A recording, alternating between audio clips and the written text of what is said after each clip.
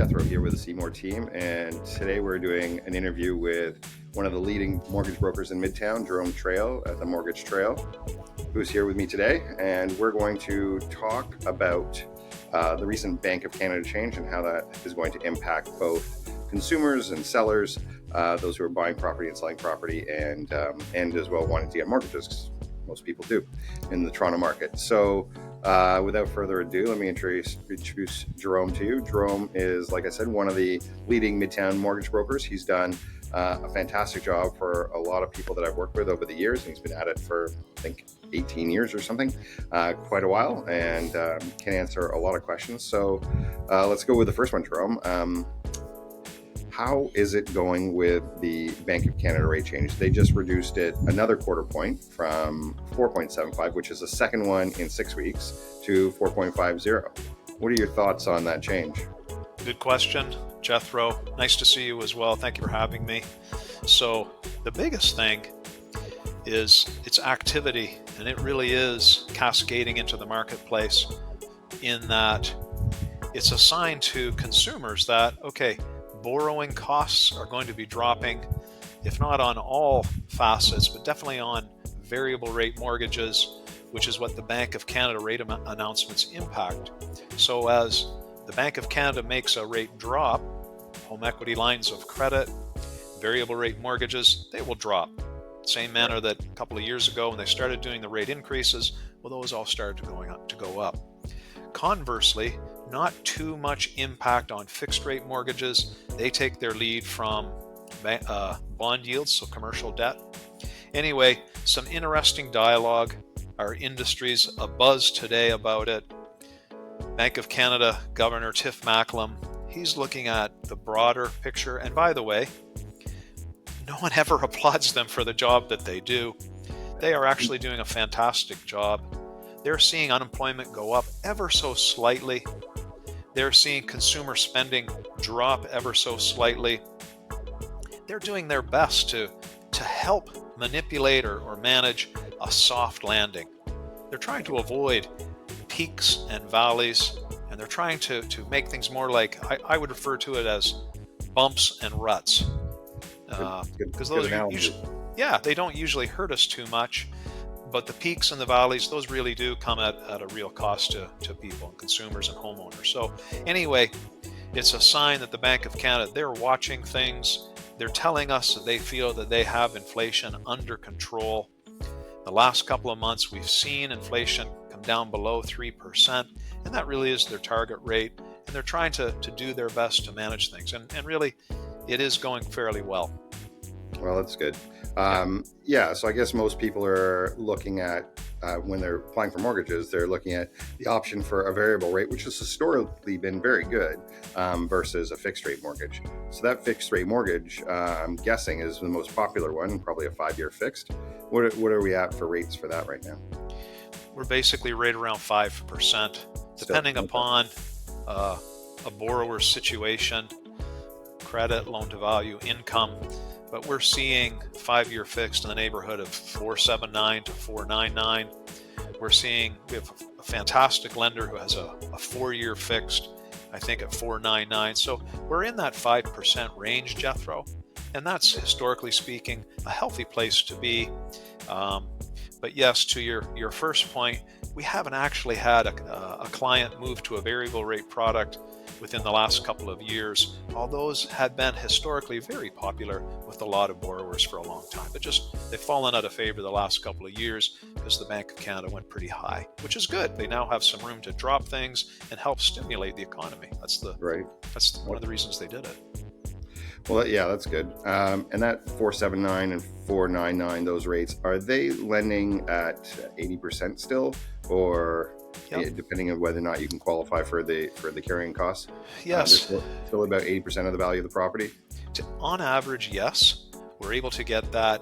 On high value properties, you have a threshold. They only give us 80% loan to value on the first, say, $2 million. And after that, it will drop. It's called a sliding scale. So yes, we are able to get 80% loan to value in the 4.16. Okay. when we're dealing with properties. I had a borrower in here this morning. They inherited a property up in Mono, Ontario. It's a bit of an acreage. We're looking at probably 50% loan to value. The secondary and recreational marketplace, it's a different animal, and lenders are a little bit concerned. Right. So they're lending at about 50%. So if you're looking at a cottage or, say, a farm for the family, you're probably at about 50% of loan to value, provided you qualify on all the other parts too. Well, that's good to know. And well, I'm sorry for interrupting. We give it the college try. If you need 80% loan to value, we're going to shoot for that. However, It depends upon the circumstances, Jethro, and there's always a multitude of factors. We had a file fund 2 weeks ago. It was an island in Georgian Bay, and I think we did end up getting around 60 or 65% loan to value. But that property was water access, 3-season. I don't know if the water was potable. So you have items like that come into play, and that really does impact how much a lender wants to loan. For sure.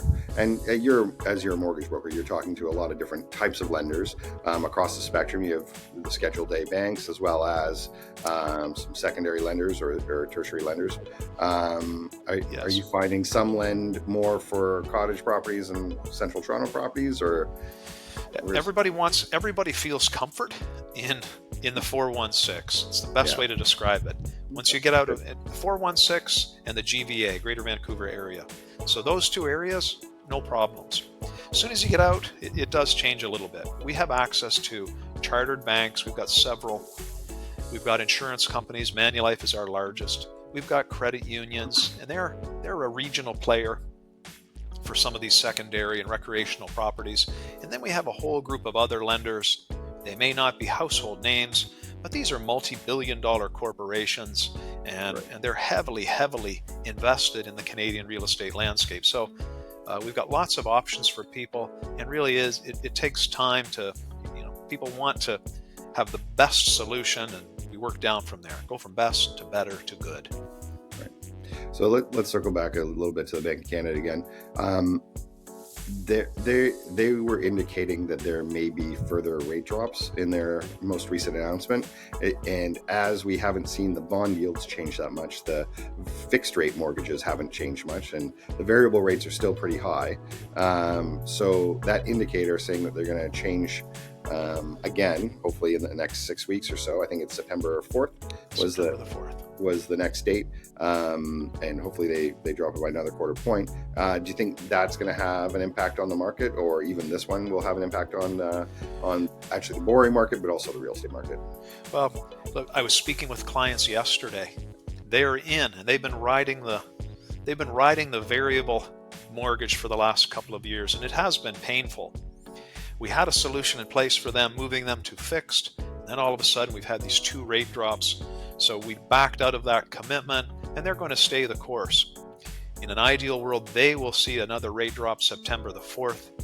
The Bank of Canada governor has indicated he's going to continue to look at the data points. Right. As long as unemployment's still trending up, as long as consumer spending is still trending down, then they're going to look to give some confidence to the market and drop that Bank of Canada rate. Ideally, another quarter basis point, and then maybe we have another one later in the fall. However, at the start of the year, we had some economists telling us to expect a 200 basis rate drop.